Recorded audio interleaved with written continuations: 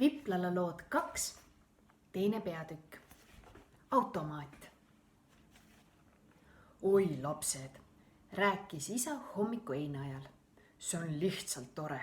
Mul on omaette kabinet, oma kirjutuslaua ja oma telefoniga. Otse kõrval on direktori härra Petersi kabinet. On see alles tuba. Sinine vaip, see on nii paks. Kirjutuslaud on peaaegu nii suur nagu lennuki emalaev. Tal on seal 6 valget telefoni. Kas härra Peters on ka kena inimene? Küsis Nellatella. Jah, on küll, kostis isa kõhklemisi. Jah, on küll kena, ainult tihti järsk, väga järsk. Ta sõimab kõigi 6 telefoni kaudu, mitte üheaegselt muidugi, ikka järge mööda. Ja minu vastu on ta ka üsna järsk ja väga karm. Aga te võite endale ette kujutada, nii suure supivabriku direktor peabki olema järsk ja karm. Ta on ju hirmus tähtis mees. Kas me võime sulle homme kella 5:30 vastu tulla, küsis Johannes. Tulge aga, ütles isa. Te ju teate, kus see asub. Seal on pöörduks ja ülbe uksehoidja. Sellepärast oodake mind väljas. Kus on mu kaabu ja kus on mu lips? Ma pean tõttama. Nii et te tulete mulle vastu. Uksel pööras ta veel kord ringi ja ütles. Johannes, nüüd on meil jälle raha sinu ujumistundide jaoks. Hurraa, karjus Johannes ja viskas rõõmu pärast oma võileiva õhku. See sadas kohe jälle alla, aga keegi ei pahandanud. Pealegi, ütles isa, on meil nüüd raha ka üüri jaoks ja uue kleidi tarvis Johannesele ning uute pükste tarvis Nellatellale. Ei, ma mõtlesin muidugi ümberpöördult.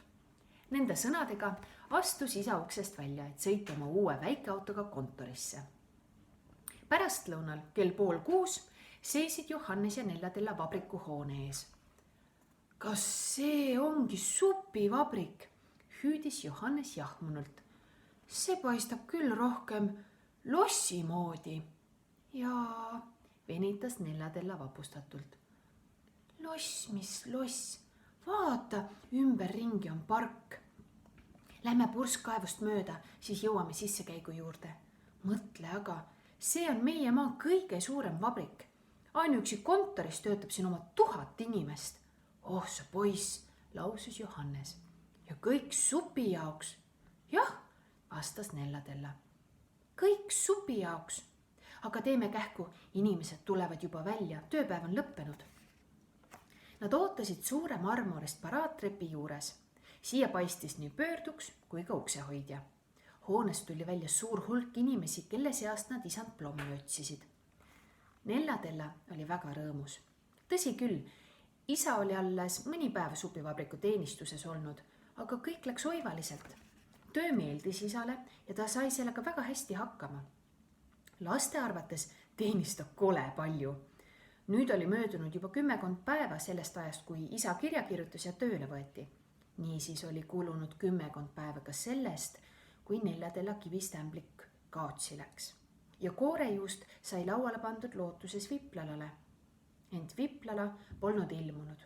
Ja nüüd oli Nellatella juba päris kindel, et kõik polnud muud kui rumalus ja pettekujutlus ning et ta suurpuhastuse ajal oma ämbliku üles leiab, mis on ikka kivist nagu ennegi.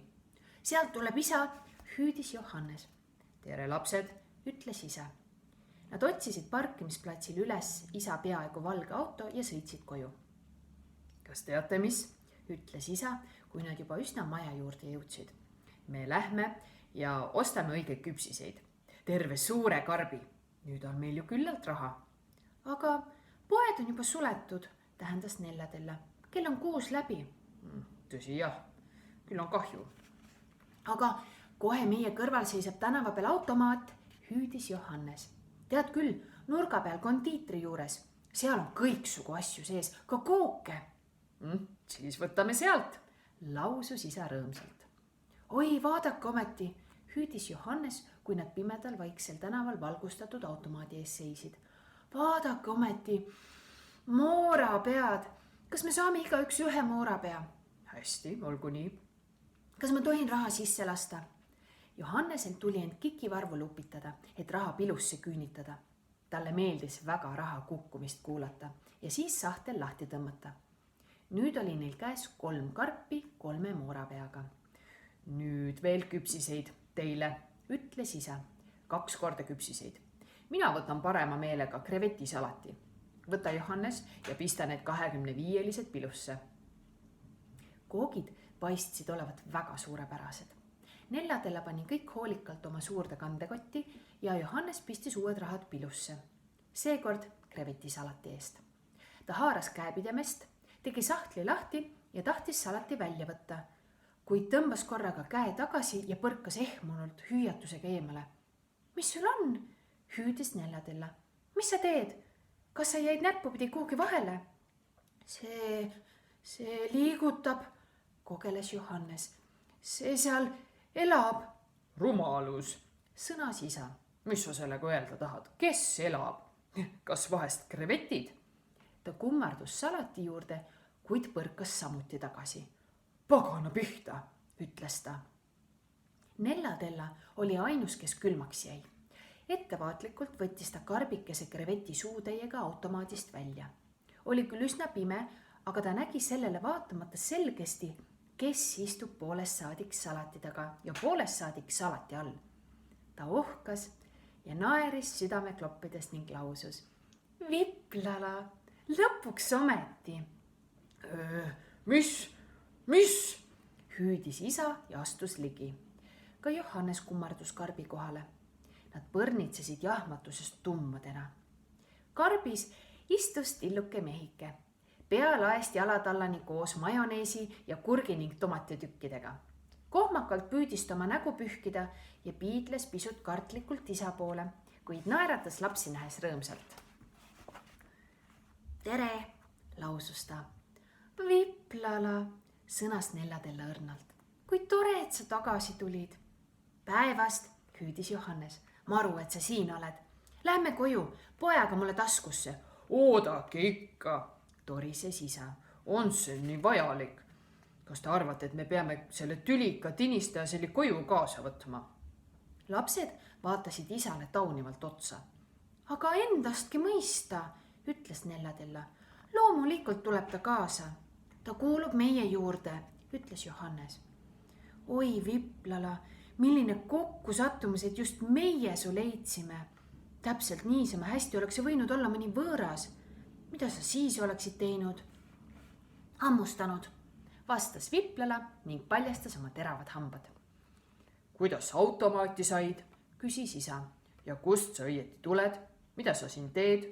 Miks sa sinna jäänud, kus sa olid? Pst, isa, vaikistas Nellatella. Ära päri ühe korraga nii palju. Tule, Viplala, nüüd tõttame koju. Ma pühin su oma taskurätikuga ilusasti puhtaks, siis lähed kohe vanni ja pärast räägime edasi. Kui hea, et isal tuli tahtmine nimelt krevetisalati järele. Nüüd pole mul selle järele enam mingit tahtmist, tähendas isa. Ma ei taha krevetisalatit, mille sees on istunud üks mehike. Päh! Koju jõudes pani Nellatella koogid kappi ja laskis vannitoas pesukausi poolest saadik mõnusat sooja vett täis. Koledasti kleepuv Viplala reivastus lahti ja Johannes aitas ta vanni. Jutusta nüüd, kuidas sa automaati said, ütles isa. Kohe räägin, kostis Viplala. Kõigepealt tahan ma puhtaks saada. Ta ujus pesukausis edasi-tagasi, puges üleni pesukinda sisse, nii et pidi ääre pealt ära uppuma ja pladistas ning pritsis sel ajal, kui 3 suurt inimest juures seisid ja teda vahtisid. Ärge vahtige niimoodi, lausus Viplala häbelikult. Nad pöörasid talle selja ning kuulsid, kuidas ta sulistas, sukeldus ja turtsus. Kui ta küllalt sai ja puhas oli, tõstis Nellatella ta välja ning kuivatas kollase käterätikuga ära. Sinu omad riided on liialt ligased, need tuleb enne ära pesta, ütles Nellatella. Kas oled nõus seniks nukupesu selga panema ja nuku hommikumantli? Need on küll nukutüdruku riided, aga muid mul pole. Viplala oli päri. Nüüd nägi ta päris vahva välja. Ta juuksed seisid turris ja ta nägu oli endiselt jultunud. Nellatella mõtles, kui tore sa välja näed, aga ta ei öelnud seda välja. Ta naeris õnnelikult ja hüüdis. Nüüd istume lauda. Viplalal tuli istuda laua peal. Teised võtsid platsi selle ümber. Me unustasime aga automaadist midagi Viplala jaoks võtta, ütles Johannes. Ega ma ei tahagi süüa, tähendas Viplala. ma sõin juba nii palju krevetisalatit, kus süda lustis. Te võite endale ette kujutada, ma ju istusin üleni selles sees. Üldse istusin ma oma 10 päeva kondiitri juures kõiksugu maiustuste vahel peidus. Andke mulle parem koorejuustu. Nellatella ulatas talle alustassi koorejuustuga. Viplala sõi seda viisakalt nukukahvliga.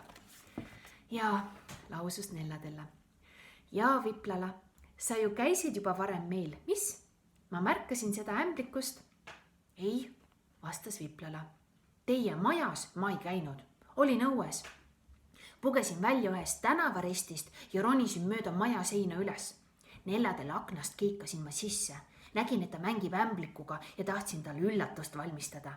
Kas näed, hüüdis Nellatella ja ämblik muutus elusaks. Aga siis, jätkas Viplala, siis ilmusid tänavale mingid röökivad poisid. Ma ehmatasin ja kukkusin alla. Oi, kui jõle, ütles Johannes. Ja siis jooksin kiiruga minema, aga oli juba õhtu ja päris pime, nii et mul läks korda kaduda. Otsisin endale peidupaika ja leidsingi paraja koha pagaritööstuses. Seal oli väga palju söögipoolist, mitte keegi ei näinud mind. Pugesin alati mõne salati sisse või kookide vahele või suurte karpide taha. Aga eile seisis seal korraga terve rida krevetisalateid. Sõin parajasti nende küljest, kui kondiiter ise sisse tuli. Ta hakkas salateid automaati toppima. Ma ei saanud enam põgeneda, sellepärast pugesin salati sisse. Portsjon oli küllalt suur ja mahtusin sinna üleni ära ja kondiiter ei märganud midagi. Kui kaua sa seal salati seel siis istusid? Küsis isa hapu näoga. 100 aastat, vastas Viplala. See tähendab, see aeg paistis mul kole pikana. Tähendas isa. Aga räägi nüüd õige, miks sa siin oled? Kes sind saatis? Viplala pilk muutus kurvaks ning ta vaikis. Nellatella pigistas teda ja ütles õrnalt. Sa tuled kindlasti Viplalate maalt. Mis? Viplala noogutas. Ja kas teised Viplalad saatsid su siia? Jälle murelik peanoogutus. Kas nad saatsid su minema sellepärast, et sa ei oska tinistada, et sa ei tinista küllalt hästi? Üks pisar veeres üle Viplala põse ning ta laskis peanorgu. Tead, see ei loe midagi, ütles Johannes lohutavalt. Siin võid sa nii viltu ja valesti tinistada, kui iganes tahad. Meie juures võid sa kõike. Jaa, muidugi, hüüdis Nellatella. Muudkui jätka, sa tinistad suurepäraselt. No, teate, hüüdis isa kurjalt ja põrutas rusikaga lauale. Selles asjas ma pole teiega põrmugi ühel nõul. Ma mäletan veel liigagi hästi, kuidas meil eelmine kord läks. Sa muutsid inimesed kiviks ega suutnud neid siis enam tagasi tinistada. Pärast võlusid meid kõiki enda suurusteks ega osanud meid enam tagasi tinistada. Kuidas nii? Hüüdsid lapsed. Ta ju tegi meid jälle suureks. Jah, aga pärast nädalate pikkust pusimist, karjus isa, kes nüüd juba pahameelest punetas. Kas kuuled, Viplala, ütles ta. Sa võid siia jääda ja jälle meie pere laps olla. Ainult luba mulle, et sa enam tinistama ei hakka. Viplala vaatas talle kartlikult otsa ja vastas. Seda ma ei saa lubada. Siis pead sa lahkuma, otsustas isa. Muidu muutume kõik kiviks. Kuid nüüd puhkes Viplala naerma ja raputas oma pisikest pead. Ei, ütles ta. Seda ma küll luban. Ma luban, et ei tinista kedagi kiviks. Hüva. Oleme rääkinud, sõnas isa lahkelt ja nüüd tehke ta voodi üles. Nellatella tõi välja oma vana siniste kardinatega nukuhälli. Ta tegi sinna Viplalale mõnus aseme ja kattis mehikese kinni. Viplala oli nii väsinud, et vajus otse kohe unne. Magades ei paistnud ta sugugi üleannetuna, vaid hoopis armsana. Ta kuulub meie sekka, ütles Nellatella. Nüüd on ta jälle kodus.